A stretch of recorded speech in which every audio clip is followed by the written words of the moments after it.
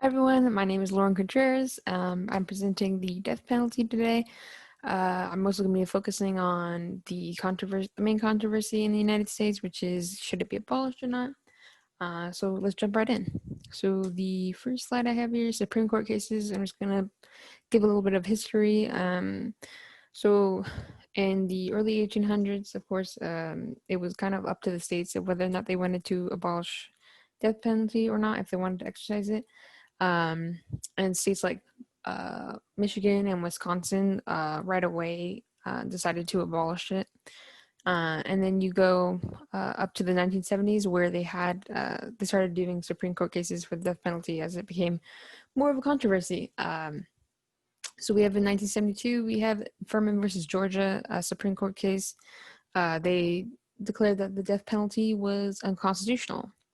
Then 4 years later, they declared it constitutional, but they had specific situations where the death penalty could be exercised. And up to today, they have been continually adding on it. And also to today, you have a couple of states that have abolished the death penalty.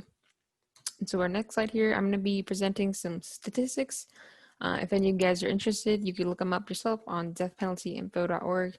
I'm of course not putting all of the statistics on here, but you can look them up yourself and look at other statistics as well. So the first one I have here is number of executions since 1976. So we have a total of 1524. We have that incline up to 1998, and then we have that decline up until now.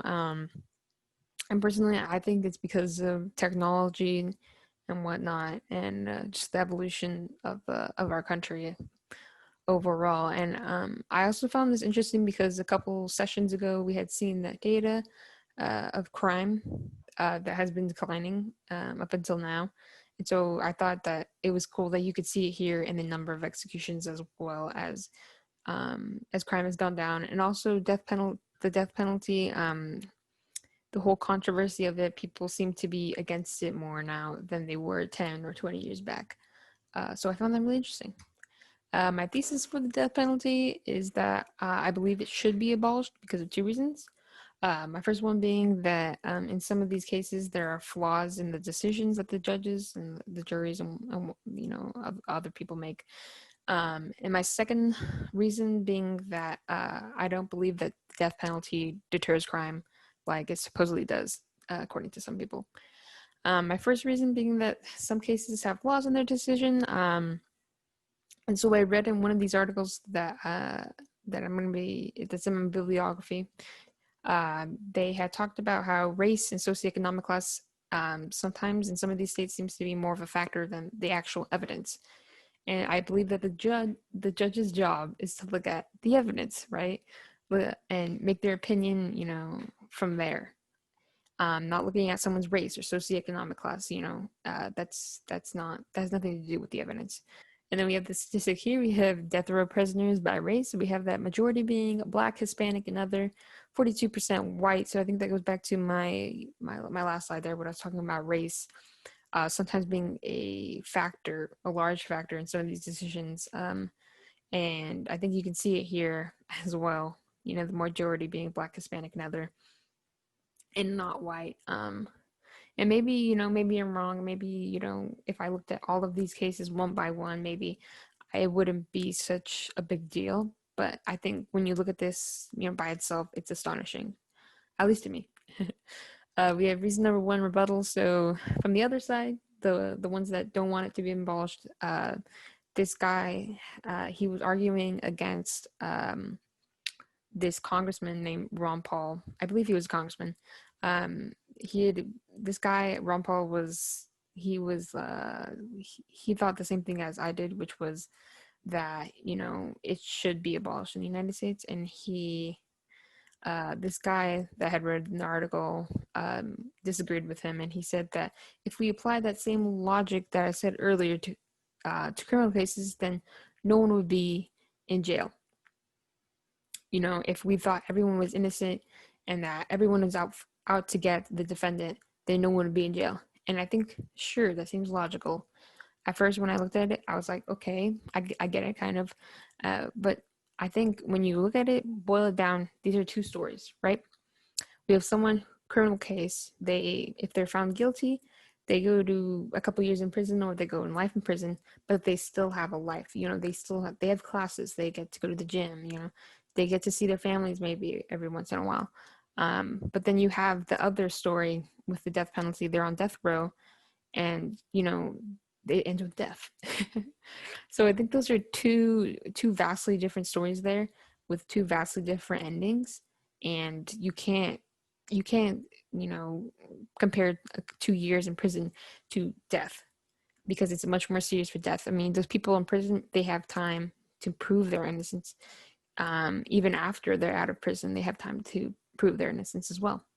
uh, so yeah, especially I think when I think about 20 or 30 years ago, when they were doing these executions, they weren't giving the people on death row that much time, and these people unfortunately died because of someone else's mistakes, and the way someone else looked at them.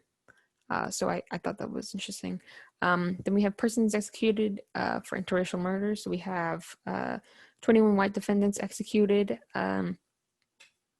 because they supposedly killed the black victim, and we have 296 black defendants executed because they were found guilty of killing a white victim. And that was from, like I said, that deathpenaltyinfo.org, if you want to look it up yourself. They also mentioned that there were studies done in California and Washington and Louisiana that found that if when these people are put in this, if there's a white person in this one situation where maybe they had killed someone, and you had a black defendant that is put in the same, this same, sorry, I'm stuttering, the same situation, then it's more likely that the black defendant is going to get the death penalty. Reason number 2, the death penalty does not deter crime. So we have, I said jurisdiction without the death penalty have a lower crime rate than the ones that do. And I found that from the website I said earlier.